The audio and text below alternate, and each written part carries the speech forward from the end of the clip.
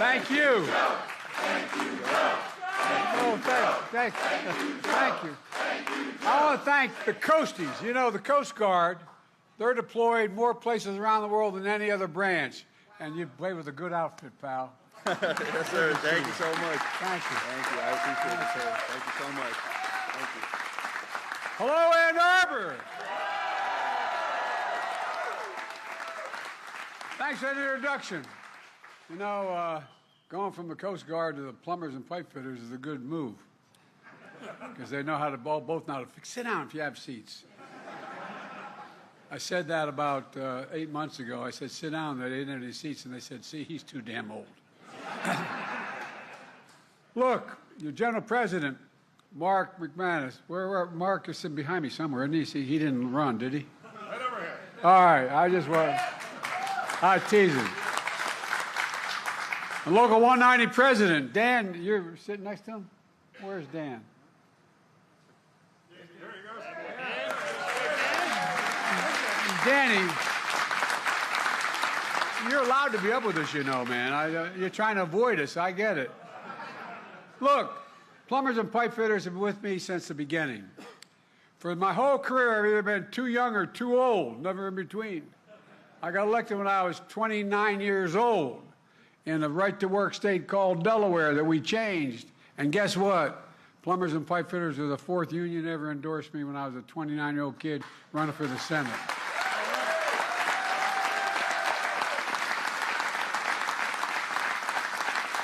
Mark flew over from Washington with me on Air Force One, along with the great national labor leaders, Brent Booker of the Laborers. Brent, thank you. Sean McGarvey, Building Trades.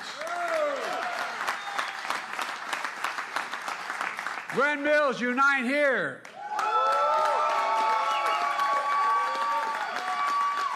There you are.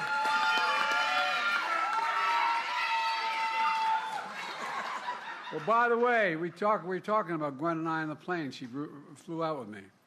You know, I've heard the word, my dad used the word more than any other adjective, dignity. All these workers bust their neck. They provide our ability to sleep and walk and work and do anything. And they deserve to be treated with dignity. And that's exactly what she's doing.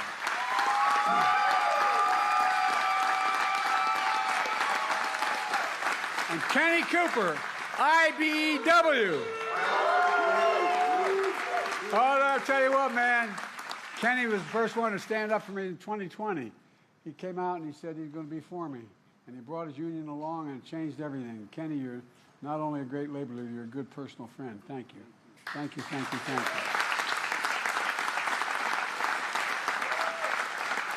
And not that it matters to you, but it mattered a hell of a lot to me. The first union that ever endorsed me as a 29-year-old kid. When I got elected, I wasn't old enough to be sworn in. I had to wait 17 days to be eligible. But guess what? This guy was with an outfit called United Steelworkers. First union endorsed me. First union. I remember when they brought me in to see I.W. Abel, was then president. And I could see him looking at the local rep from Delaware going, are you sure about this kid? Well, you did it, man. Thank you. And we're going to make sure steel workers are still backbone of this country for a long, long time to come.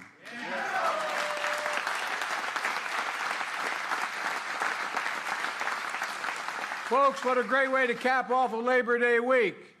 To be a proud union state of Michigan. Michigan, Michigan, Michigan. Well, I mean it. It's always great to be with a dear friend, Debbie Dingle, who's a great, great personal friend. Debbie, when you're in a fight, you want Debbie on your side, and thank God she's been on mine. Thank you, Debbie. We're joined by other members and great Congressman Haley, who's been there, one of the most enthusiastic people I know. Haley, stand up. Stand up, kid. And Cherie, who's doing an incredible job. Where is Cherie? She's out there somewhere. There he is. Come on. Stand up, man, because otherwise they'll think your son's the congressman. There are also two members of my cabinet here today.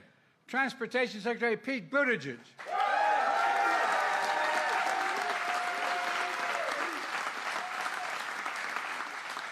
and Acting Labor Secretary Julie Sue.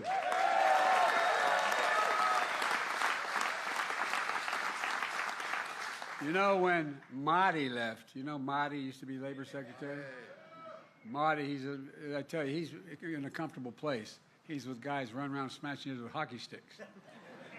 But I tell you what, I think we've changed the Labor Department. They understand the word labor means union.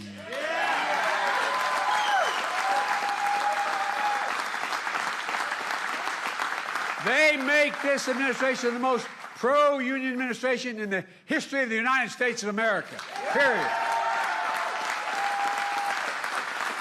That's why we're growing. It is. Look, a lot of politicians have trouble saying the word union. It ain't worker, it's union. Union. Kamala and I know how to say the word and back to the... Look, we know a simple truth.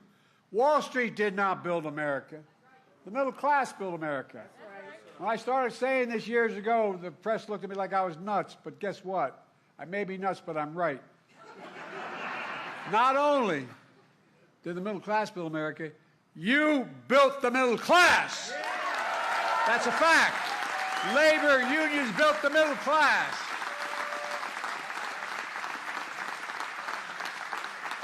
When I was vice president and became president, I got a little heat because I was so, quote, pro-union. In fact, I asked the Treasury Department to do a study and it shows that when union workers do well, every worker in America does better. Everybody does better. And by the way, it's the biggest reason why our economy is the strongest economy in the entire damn world. And that's not hyperbole. That's a fact. It all comes down to something my dad taught me. And I mean it sincerely. My dad ran an automobile agency in his last 20 years, and he'd come home for dinner before he went back and shut things down. Didn't own it. He was a manager. And our dinner table was a place we had conversation and incidentally ate. And my dad had an expression. He said, Joey, a job, and I mean, give me my word to this. He said, a job is about a lot more than a paycheck. It's about your dignity. It's about your place in your community. It's about being able to look your child in the eye and say, honey, it's going to be okay, and mean it. I mean it. It's not a joke.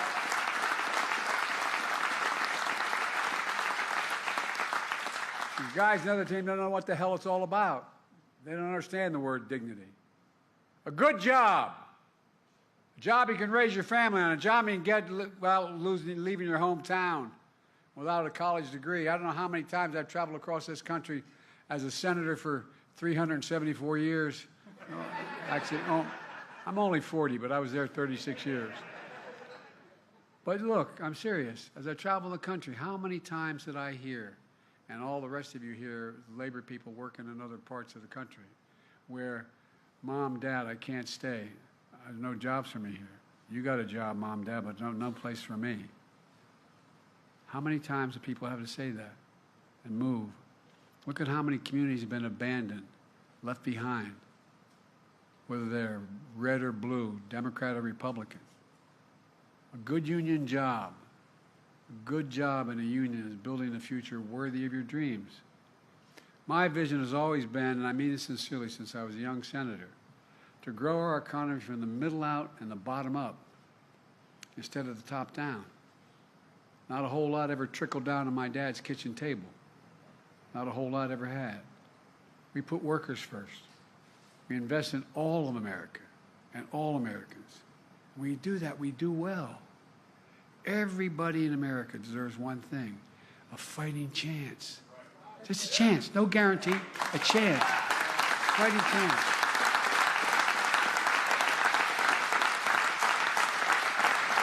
And that's why Kamala and I are so proud of our record. The greatest job creation record of any single presidential term in American history, because of you. Earlier today, we learned the economy created another 142,000 jobs last month.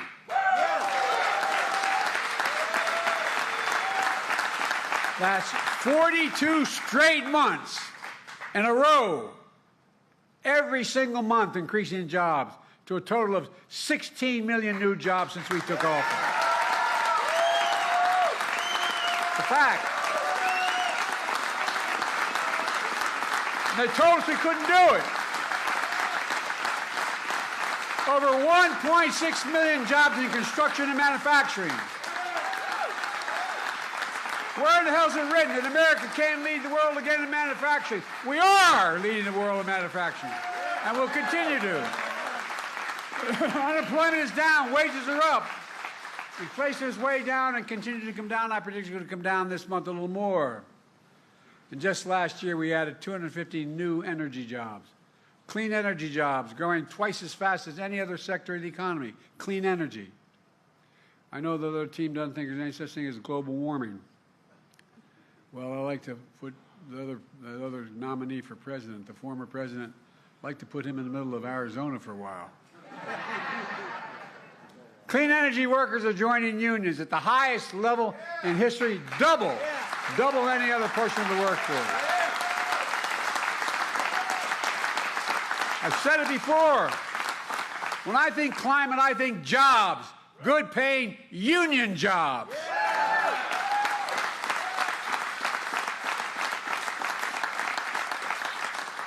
I tried for years. One of the first things I did when I became president was protecting the pensions of 1 million union workers and retirees when I signed the Butch-Lewis Act.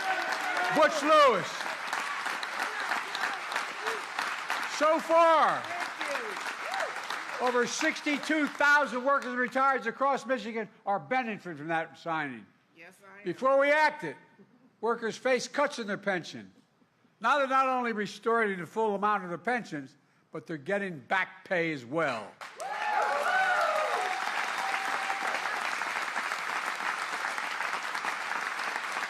Where I come from, my family, we're making them whole again. It's a big deal, but let's be clear. Every Democrat in the Michigan delegation voted to protect those pensions, led by Debbie and others. But hear me now. Every single Republican in your delegation voted against protecting those pensions. Every single one. No, I'm serious. Not a joke. Every one. I've been around a long time in politics. Used to be Democrats and Republicans. We'd argue like hell, but we'd work out compromises. But every one. Vice President Harris had to cast a tie-breaking vote in the United States Senate to make this pension bill real. Folks,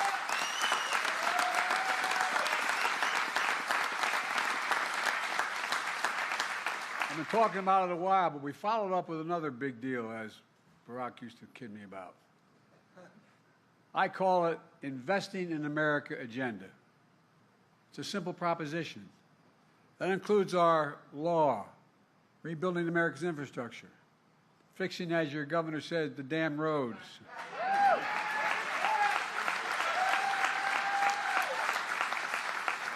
My predecessor, who's seeking office again, promised Infrastructure Week every week in the 4 years he was president.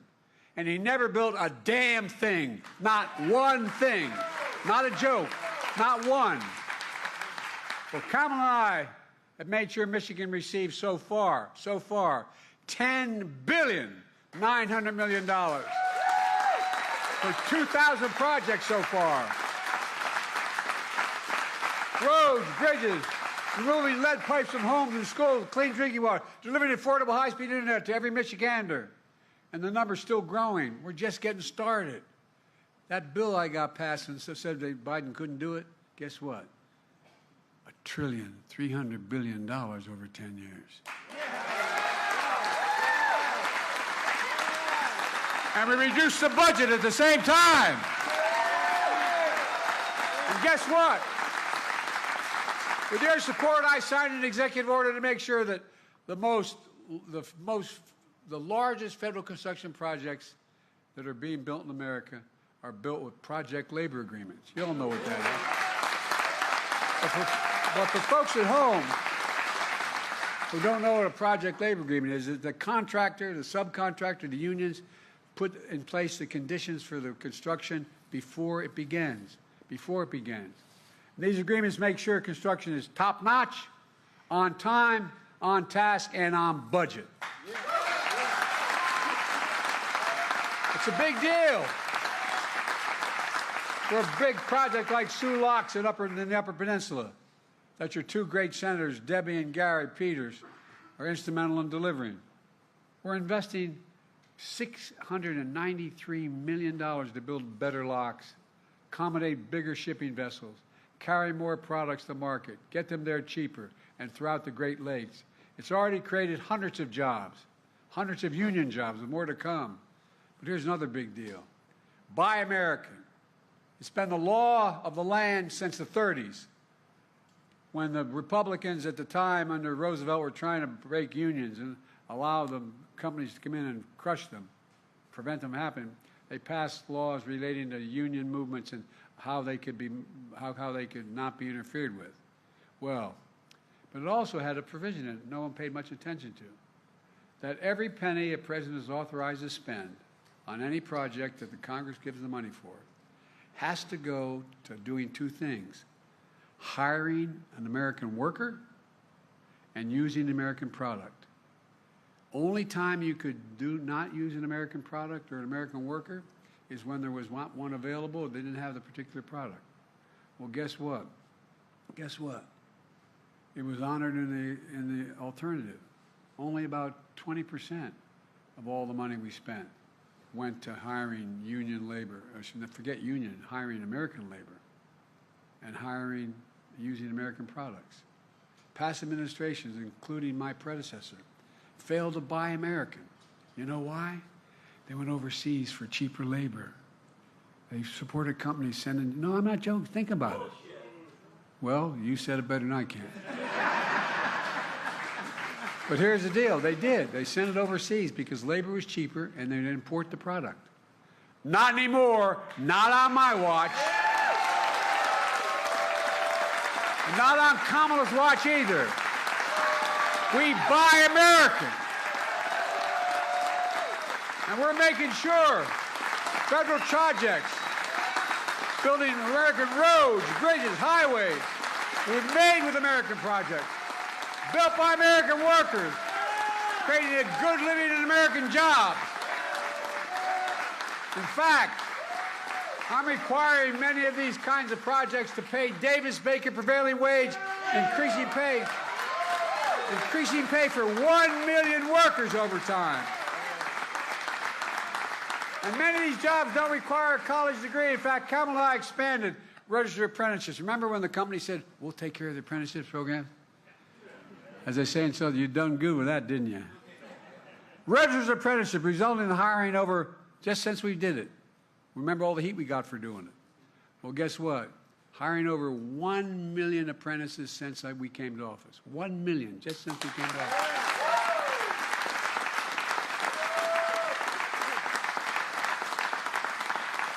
A lot of folks who aren't in the industry don't realize that apprenticeship is like earning a college degree. For real. Some of you apprentices have to be journeymen for 4 to 5 years. You get paid to learn a trade. And you're the single best workers in the world. Not a joke. Like Andrew and his fellow plumbers and pipe fitters. Not a joke. It's not a joke. You know, we invented the computer chip, about the size of the tip of my little finger, which we invented it. We modernized. We did all the work. And guess what? Other teams started to export them overseas because labor was cheaper to build them, make them. Well, we ended up in a situation where I decided I was going to go start off. I went to, people thought, even some of my staff thought I was crazy. I said, I'm going to South Korea, and I'm going to talk to them about it because they were making a whole hell of a lot of these computer chips. And I met with Samsung. They ended up investing over $15 billion in the United States to build the fabs, first to construct the facility. A lot of work there, a lot of prevailing wage for construction work, and then the so-called fabs. They're about as big as a football field, not a joke. And they, in fact, where you actually make the computers, you don't need a college degree, and the average salary is over $102,000 a year. Well, guess what?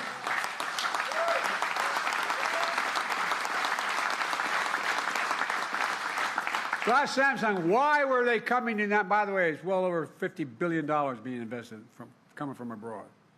I said, why are you coming back to the United States? He said, simple reason. Not a joke. This is from the chairman of the board of Samsung.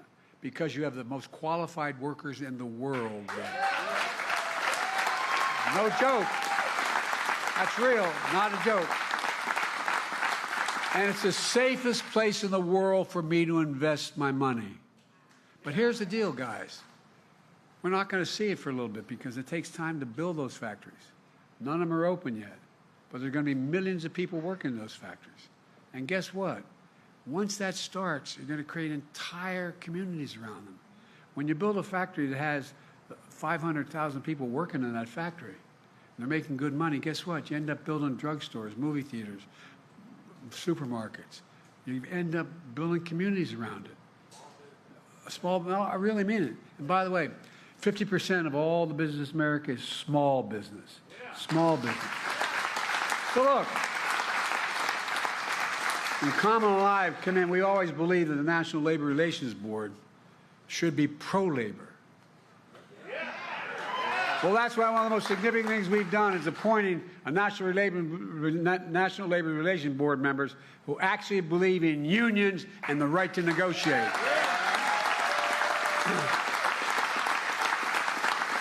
Look what's changed. When Trump was president, he appointed union busters in that organization. It's designed to promote unions. And by the way, you think he has any damn idea what we do? No, I'm not being a wise guy. I mean, I wonder whether he has any notion what a hard day's work is. I mean, all he did was lose his father's money. And then get in trouble and have to owe a lot of other people money. And then borrow a lot of money and give tax cuts to the super wealthy and end up with the largest debt any president's left behind in 4 years. He has an incredible record. An incredible record. Oh, you think I'm kidding? Look at the numbers, man. And by the way, he and a guy who was maybe the worst Republican president ever before him ended up with, he's the only one other than the Republican president who, when he came to office, had more jobs than when he left office, lost jobs. Look, Kamala and I are focused on what Michigan is known for as well, the auto industry. I got through school, my dad managed an automobile dealership. That's how I got through school. I was proud to be the first president to walk the picket line and do it with the UAW.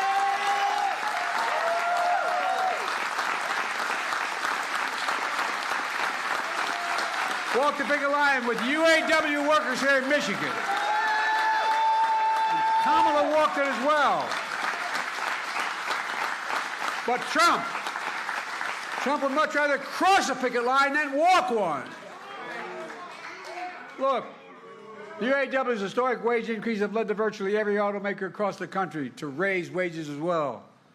They're not only unions, with recent hardworking success, from the SEIU to the writers and actors, dock workers, healthcare workers, baristas, warehouse workers, and so many more.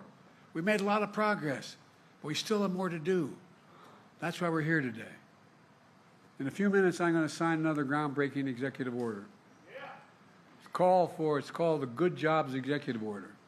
For the first time in our history, the official policy of a presidential administration is to specify a clear list of higher labor standards for jobs created through my Investing in America agenda. And here's what my executive order will do. For jobs created using federal dollars, Good Jobs Executive Order will call on a federal agency to protect the workers, the power of the workers, to encourage the free and fair choice to join a union. My executive order goes on to call on federal agencies to include high labor standards in grants that we give, prioritizing projects that pay wages you can raise a family on and provide benefits like child care. Right now, Davis-Bacon prevailing wage only applies to construction jobs, and construction jobs are booming. My executive order, though, promotes federal policies to raise wages beyond construction, all across the manufacturing sector, because manufacturing is booming. My executive order will also strengthen the pipeline to good jobs. It'll promote policies to create more registered apprenticeships, pre-apprenticeships, and other job training programs that don't require a college degree, that put young people on a pathway to getting the skills for good-paying union jobs. And finally, my Good Jobs executive order will level the playing field for underserved communities, ensure everyone gets a fair shot at a job. That means elevating the best practices to prevent discrimination and bias in hiring, protect the safety of workers. It all matters. Kamala and I are going to hold federal agencies accountable by creating a task force led by the Secretary of Labor, by the Director of the National Economic Council, to make sure we fully implement this new job order, create jobs executive order, excuse me. The ideas are just common sense. Economists have long believed that these good job standards produce more opportunities and better outcomes for workers and more predictable outcomes for business as well. It turned out to be a win-win situation for everyone, including business. In fact, presidents of both parties have recognized this. Prevailing wage laws date back to President Hoover. Registered apprenticeships date back to Franklin Roosevelt.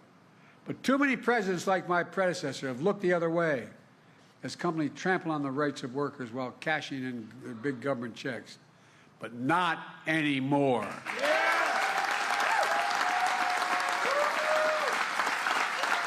With today's executive order, Kamala and I are setting a policy across the board in the support of good job standards. And from this point onwards, any president who disagrees with that is going to have to say so out loud, say it to your face, and repeal that order, and I want to see them try to do it. Let me close with this. In 2020, I said one of the reasons I was running was to rebuild the backbone of America, the middle class. Nearly 4 years later, we've done just that. In thousands of cities and towns across the country, we're seeing the great American comeback story. My predecessor believes America is a failing nation. He's a failing president, a failing man. He's wrong. America isn't failing. We're winning. We are the indispensable nation in the world. We're the nation of dreamers and doers that led to the greatest advances in human history over the last 200 years. That's who we are. But my predecessor doesn't get it. He refused to visit an American cemetery in France that I was just near because, according to his own chief of staff, a 4-star Marine general, Trump said those servicemen buried there are suckers and losers. My son died because of a year in Iraq. I'm just happy, and I mean this in front of my heart. I'm glad I wasn't there. I think I would have done something. No, I think you would have too. They're heroes. He's the sucker. He's the loser, the way he talks about it.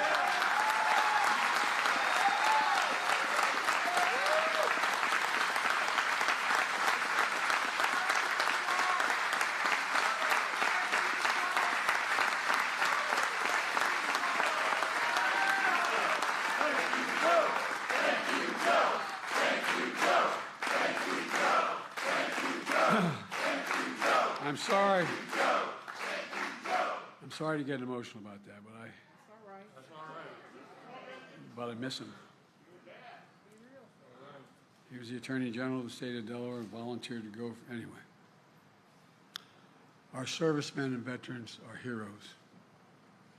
And you, the American worker, are heroes in this comeback story. You're the reason for the comeback story. Because of you, all those who came before, we're the only nation that's always emerged. Every single time, check it out. Always emerged in American history. We've always come out of a crisis stronger than we went in. Stronger than we went in. Because of you, and I mean it from the bottom of my heart, I've never been more optimistic about America's future. We just have to remember who we are.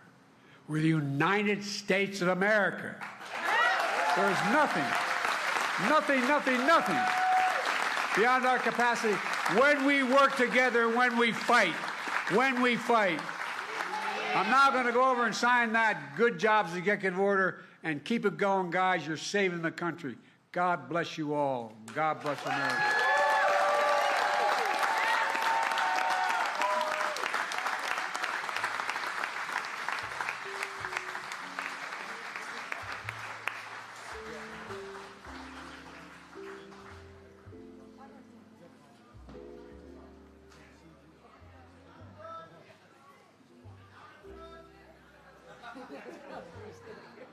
Timing is everything.